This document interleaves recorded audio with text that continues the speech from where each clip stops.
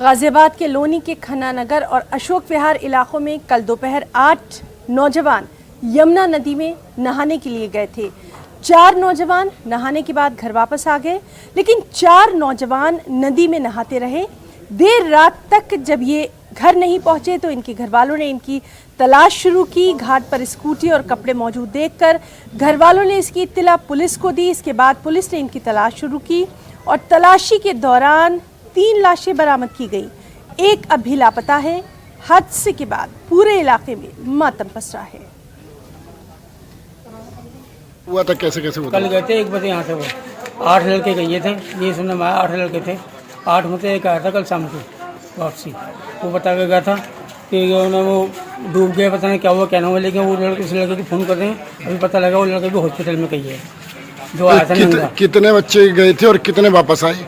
8 में 4 वापसी आए और 4 का पता नहीं। अब तक एक की बॉडी मिली है। फ़ोन को मेरे लड़के के बेटे ने बताया इसने कि एक की बॉडी मिली है। आपके बेटे का क्या नाम है? समीर। हाँ।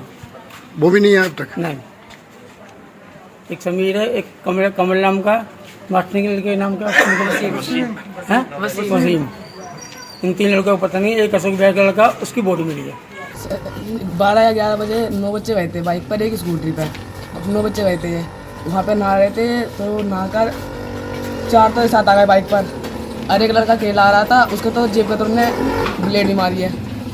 और 4 जने थे, वे वहीं रहेगा। वे कहते हम 5 या 7 बजे आएंगे, तुम जाओ। अभी अब तक लगाए नहीं, जब तक नहीं आए।